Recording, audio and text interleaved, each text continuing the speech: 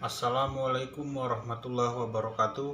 Izin memperkenalkan diri, nama Muhammad Rizky Ramadan, NPM 2021020111, Prodi Hukum Tata Negara, semester 4, kelas F.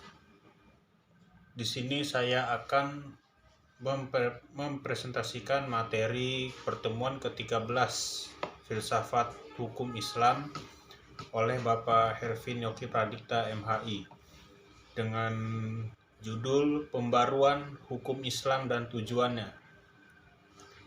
Pengertian pembaruan hukum Islam. Pembaruan hukum Islam terdiri dari dua kata, yaitu pembaruan yang berarti modernisasi atau suatu upaya yang dilakukan untuk mengadakan atau menciptakan sesuatu yang baru. Hukum Islam, yakni kumpulan atau koleksi daya upaya para fuqaha dalam bentuk hasil pemikiran untuk menerapkan syariat berdasarkan kebutuhan masyarakat. Dalam hal ini hukum Islam sama dengan fikih, bukan syariat. Pembaruan hukum Islam berarti gerakan ijtihad untuk menetapkan ketentuan hukum yang mampu menjawab permasalahan dan perkembangan baru yang ditimbulkan oleh kemajuan ilmu pengetahuan dan teknologi modern, baik menetapkan hukum terhadap masalah baru untuk menggantikan ketentuan hukum lama yang tidak sesuai lagi dengan keadaan dan kemaslahatan manusia masa sekarang.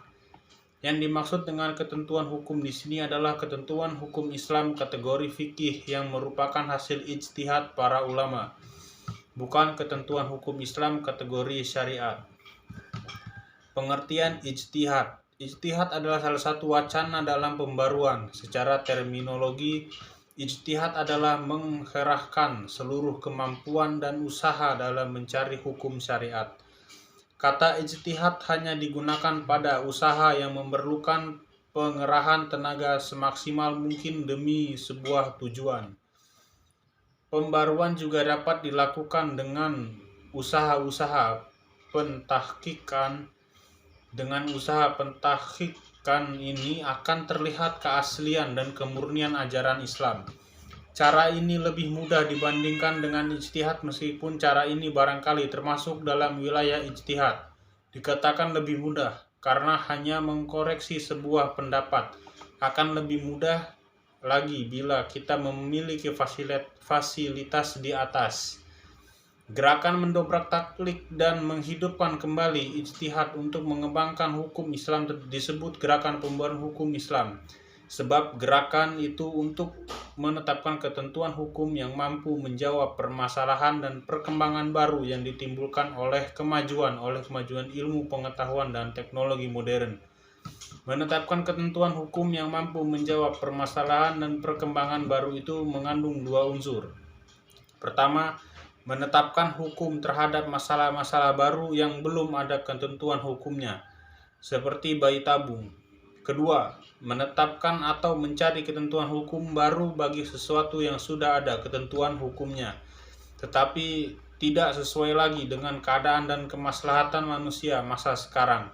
Contohnya, ijtihad ulama sekarang ini telah memperbolehkan perempuan menjadi pemimpin atau kepala negara.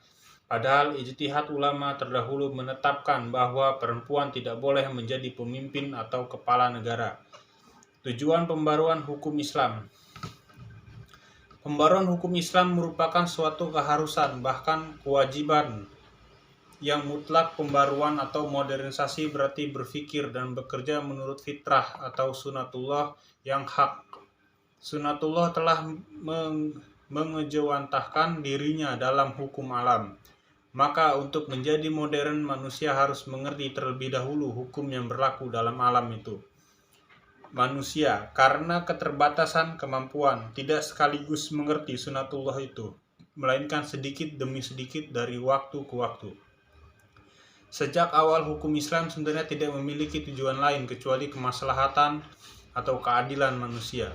Ungkapan bahwa hukum Islam dicanangkan demi kebahagiaan manusia lahir, batin, dan duniawi ukhrawi sepenuhnya mencerminkan kemaslahatan manusia.